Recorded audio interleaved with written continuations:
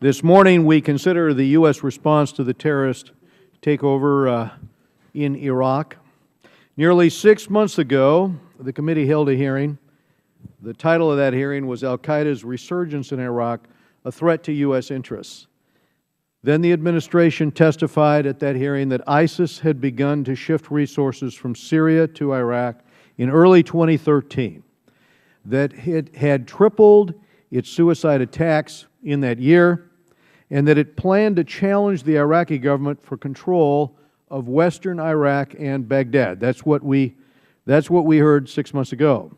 The administration testified that it had become aware that ISIS had established armed camps, staging areas, and training ground in Iraq's western desert in the summer of 2013, and that ISIS leader Abu Bakr al-Baghdadi had again threatened to attack the United States of America.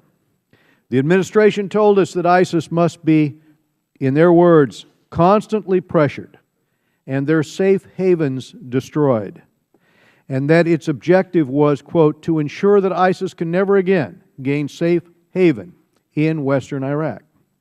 However, what the administration did not say was that the Iraqi government had been urgently requesting drone strikes against ISIS camps since August of 2013, that there had been the opportunity to use drone strikes on those camps both in eastern Syria before they came over the border, and to use drone strikes as their units moved across the desert.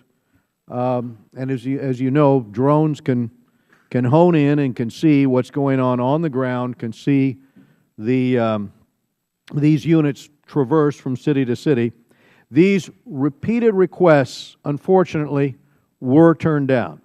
I added my voice for drone strikes as ISIS convoys raced across those deserts from city to city. And since that last hearing, ISIS has done, over those 6 months, precisely what the administration predicted it would. It has taken over most of western Iraq.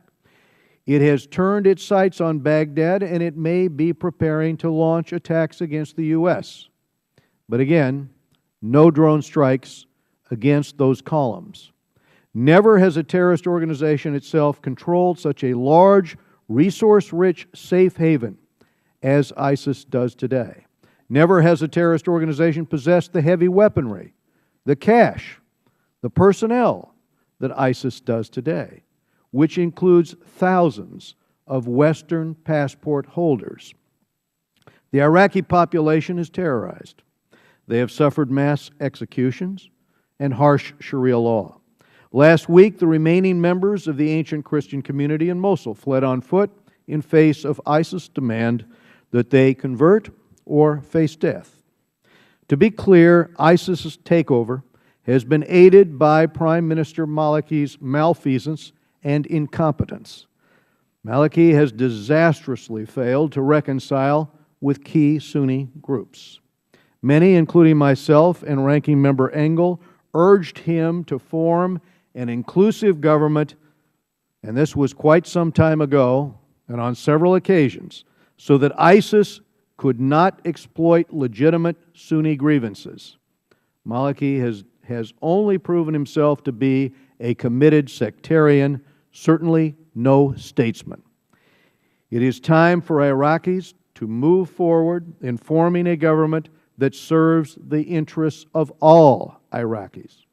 What started as a crisis in Syria has become a regional disaster with serious global implications, including credible threats of international terrorism, humanitarian disaster, and upward pressure on energy prices in a fragile global economy.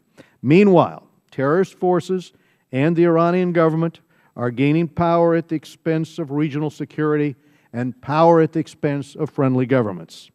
Of course, only Iraqis can control their future. Only they can make the decision to replace Maliki. And the performance of the battlefield of certain Iraqi units was abysmal. That's to be expected when you put your son in charge and you sack the officer corps. and replace them with cronies. But anyway, Americans have spent enough blood and treasure in Iraq. And that is exactly why the administration should have taken the opportunity to inflict decisive damage on ISIS from the air through drone strikes while its fighters were encamped in the desert months ago.